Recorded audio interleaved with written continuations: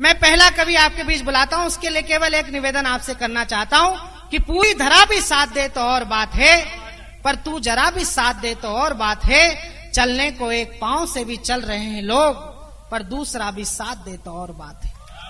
आज की रात आप इस काव्य की रात का दूसरा पैर बन जाइए। एक एक कवि आपके कान के रास्ते आपके दिल तक उतर जाएगा।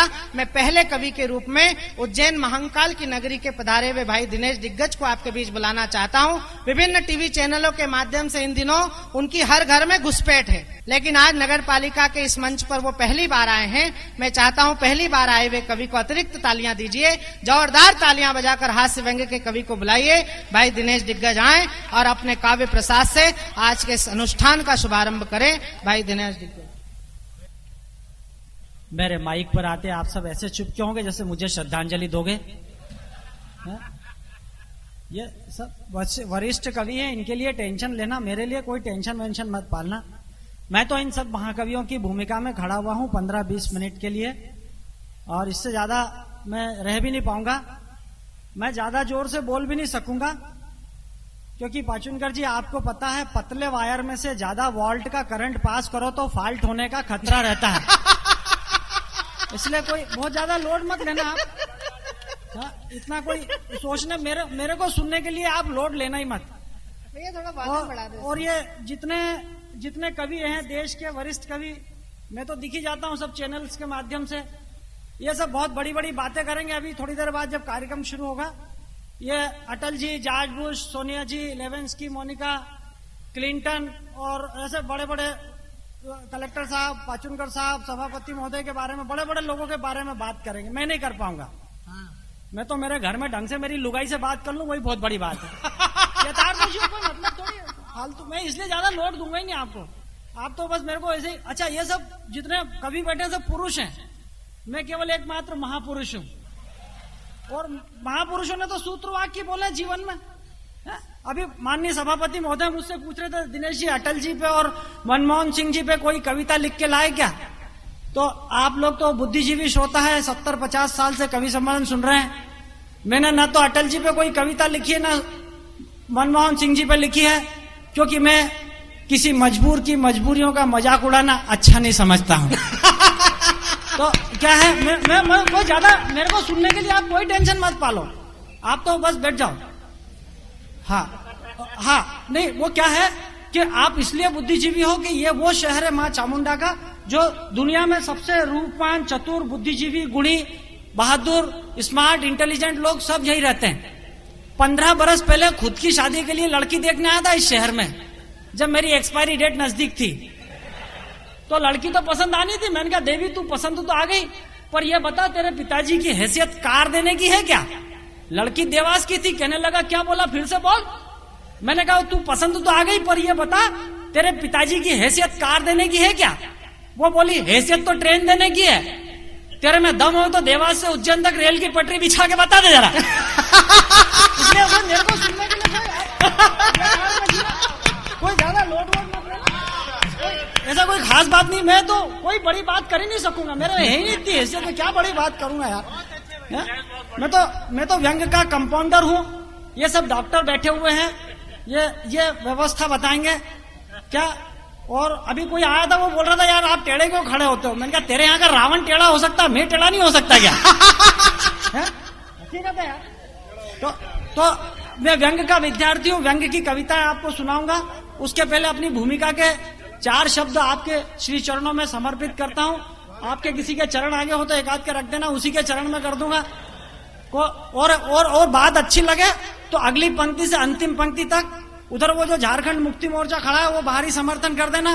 बीच में ये उत्तरांचल फंसा हुआ है टापू, ये आप भी कर देना, ताली वाली टाइप का बजा देना यार। 15-20 मिनट की बात है, कोई खास बात नहीं। सुनो, स्वागत है दिनेश।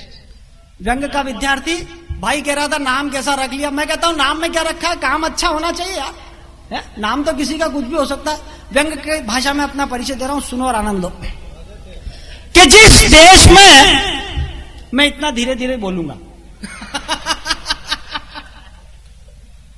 जिस देश में एक डायबिटीज का मरीज नेता भी 50 करोड़ की शक्कर अकेला खा जाता हो, जिस देश के कई मास्टरों को दस्तखत करना भी नहीं आता हो, जिस देश में 80 बरस के बूढ़ों की तबीयत भी वैलेंटाइन डे पर मचलती हो, जिस देश की संसद भी 24 दलों के दम पे चलती हो, और जिस देश का एक महेंद्र सिंह धोनी जब पूरे पाकिस्तान की क्रिकेट टीम पर भारी पड़ सकता है, तो क्या उस देश में 42 किलो 300 ग्राम का सिंगल चेसिस कभी देश का दिग्गज कभी नहीं हो सकता? वाह भाई, बढ़िया दिनेश, 4 रन।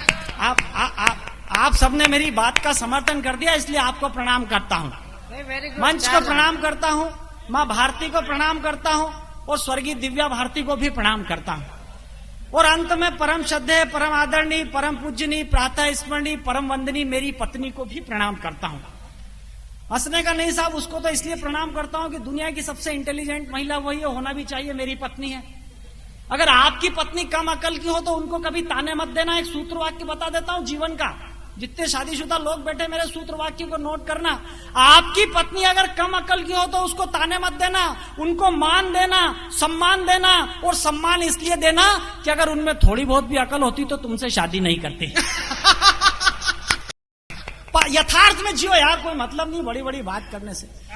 कि पिछले दिनों कलकत्ता कवि सम्मेलन से लौट कर आया, रात को 9 बजे श्रीमती जी ने डाइनिंग टेबल पर खाना लगाया। मैं अपने मित्र से मोबाइल पर बात कर रहा था, इधर श्रीमती जी की कोहनी का टल्ला। ये बीच बीच में मैं mobile, dining table, Maruti car, Ford Icon, Honda City, Opel Astra, credit card, debit card, resort, farm house, 5 सितारा होटल, फ्लाइट, ऐसे भारी भारी शब्द बोलूंगा ताकि आपको लगे कि दिग्गज भी स्टेटस मेंटेन करता है, कोई भिखमंगा नहीं है। आजकल फैशन है, बोलना पड़ता है। इधर उसकी कोहनी का टल्ला मेरे सर पर चल रहा था। मुझसे कहने लगी, दाल कैसी बनी, चावल कैसे बने। मैं बोला, क्या खाक बने, बार बार कंकर आ रहे हैं, बीन नहीं सकती थी क्या? भगवान ने 2 बड़ी बड़ी आंख दी है, बार बार कंकर आ रहे हैं, बीन नहीं सकती थी क्या? भगवान ने 2 बड़ी बड़ी आंख दी है। कहने लगी, इस बात पर कुछ कहूंगी तो तर्क बढ़ेगा, देने के नाम पे भगवान ने तुझे भी 32 दांत दिए, 2-4 चबा ले, कौन सा फर्क पड़ेगा? बढ़िया। यथार्थ में जियो। How to extract the work by the given resources. जो मैनेजमेंट के लोग बैठे मेरी इस भाषा को समझेंगे। इंग्लिश का सेंटेंस इसलिए रट के आया था ताकि आपको लगे कि एक कवि तो इंटेलिजेंट बुलाया पाचुनकर साहब ने। चिकनगुनिया के मच्छर ने मल्लिका शेरावत को काटा।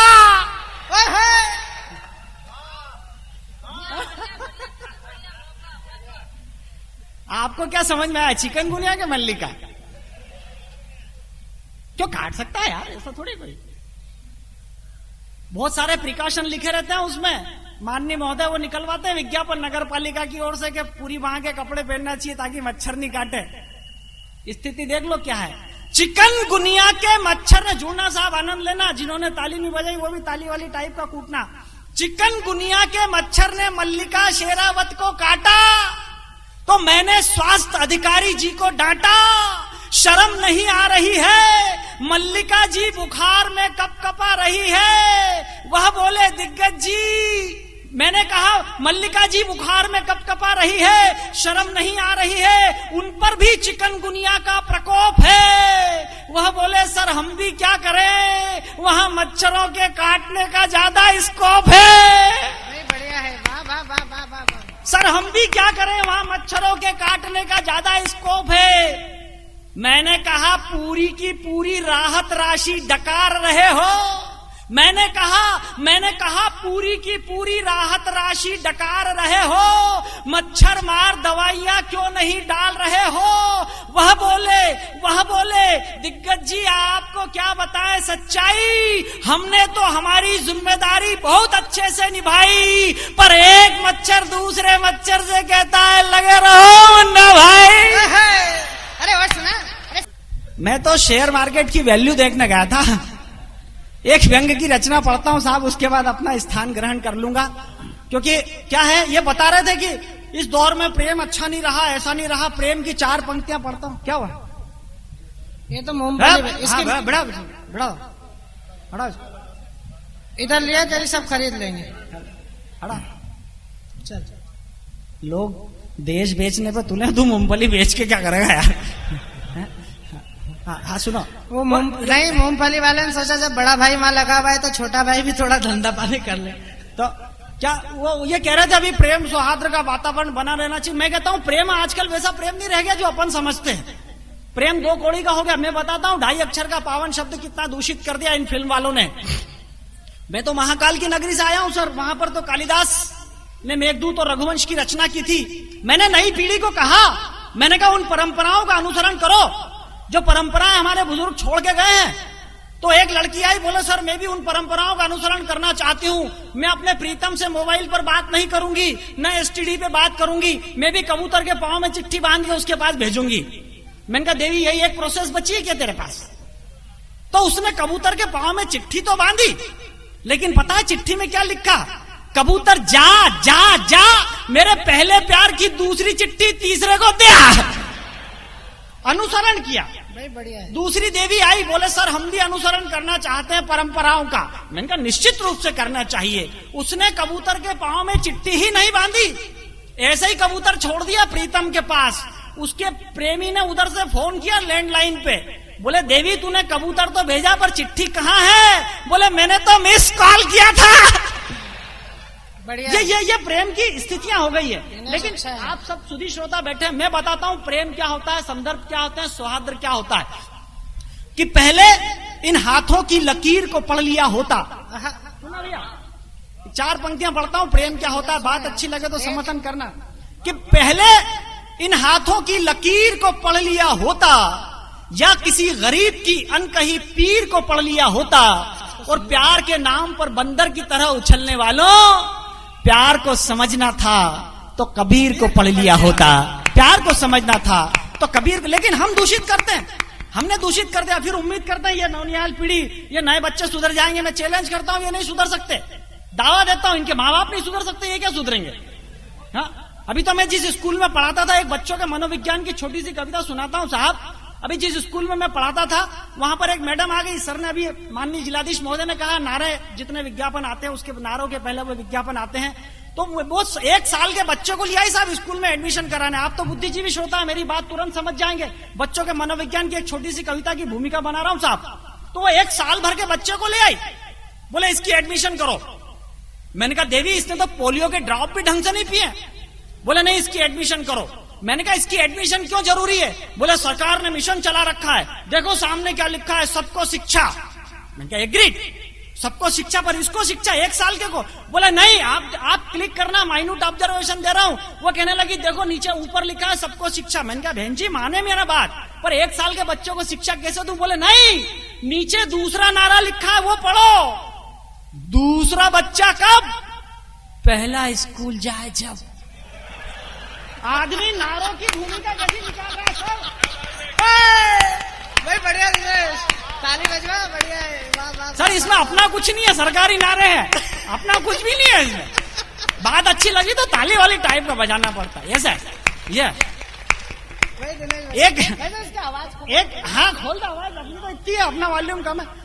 एक शब्द की कविता आपने सर मैं तो बहुत व्यंग का बहुत छोटा विद्यार्थी हूँ। एक शब्द की कविता सुनाता हूँ आपको। स्वागत है दिनेश। सारे शब्द उसके 361 सब ताने बाने हैं, लेकिन एक शब्द की कविता सुनना साहब, आशीर्वाद देना, आपका प्यार पाना चाहता हूँ। सुने साहब कि एक दिन की सत्य घटना बता रहा हूँ श्रीमान।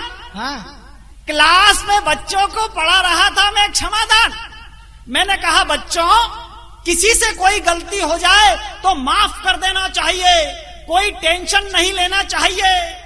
तभी एक बच्चे ने मेरे चेहरे को भांपते हुए मुझसे कहा मास्टर जी बाईपास से निकल के मत जाओ, कोई घटना हुई हो तो उदाहरण सहित बताओ।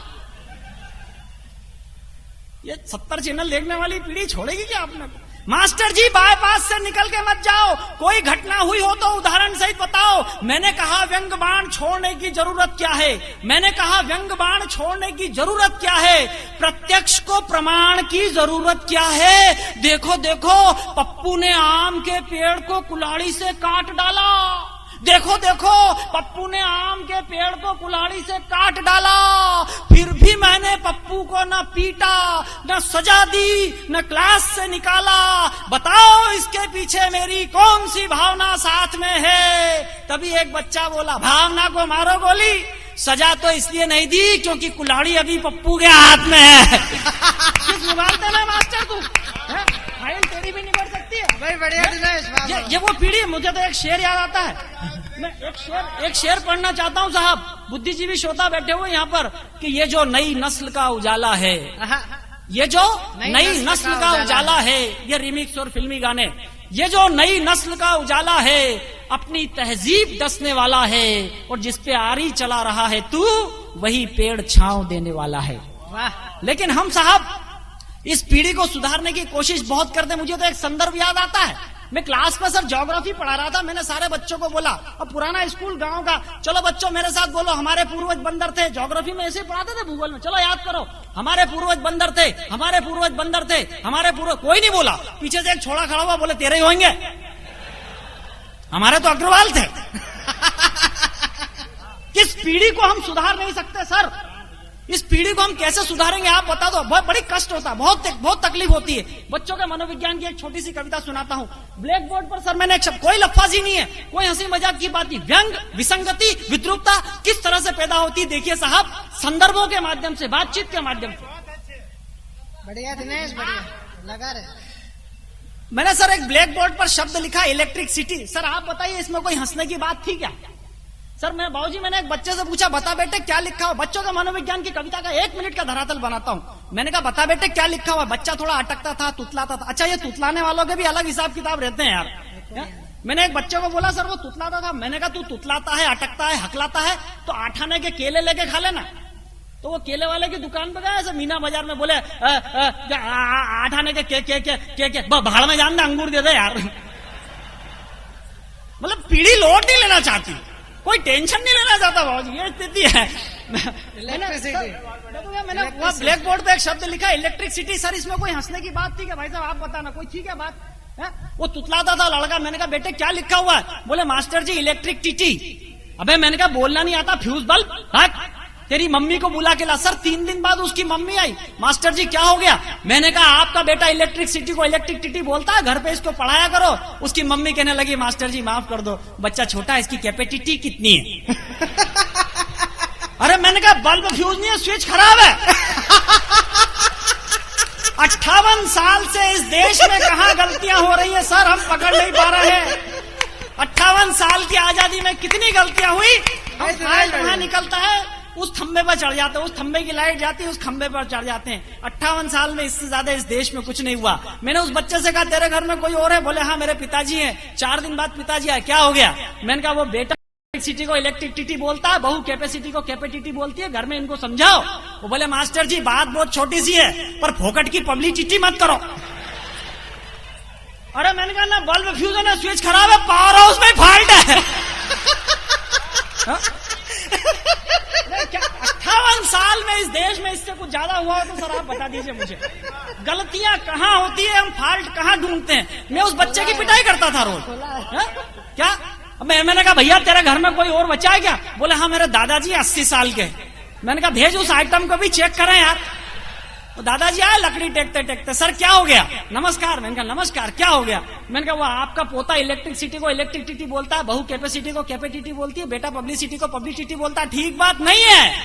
80 साल के बुजुर्ग ने मेरे हाथ जोड़ लिए, मास्टर जी माफ कर दो, ये तो सब साले जाहिल और गंवार हैं, इन्होंने यूनिवर्सिटी का कभी मुंह ही नहीं देखा।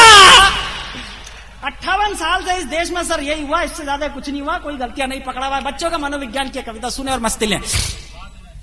बेटे ने कहा डैडी आज पहले दर्शन करने मैं जाऊंगा। मैं, मेरी पत्नी, मेरा बेटा, तीनों हम कार से रवाना हुए महाकाल के दर्शन करने के लिए। तो बेटा जिद करने लगा, बच्चों का मनोविज्ञान।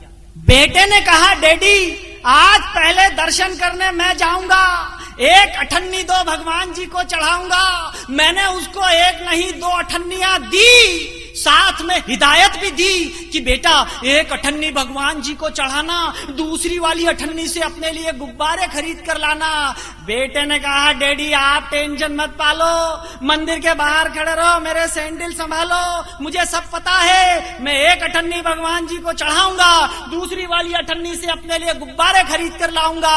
ये कहकर बेटे ने दोनों अठन्नियां अपनी हथेली में दबाई। जैसे ही मंदिर की तरफ दौड़ लगाई, एक अठन्नी उसके हाथ से निकली, फिसलकर नाली की तरफ जाने लगी। एक अठन्नी उसके हाथ से निकली, फिसलकर नाली की तरफ जाने लगी। तब उस बच्चे के दिमाग में पता नहीं कौन सी बात जगी, फौरन मंदिर की तरफ हाथ उठाया, जोर से चिल्लाया, भगवान बात सच्ची और सही कह रहा हूं, 50 को तो बचा लेना, तुम्हारी वाली अठन्नी नाली में जा रही है, बचाना।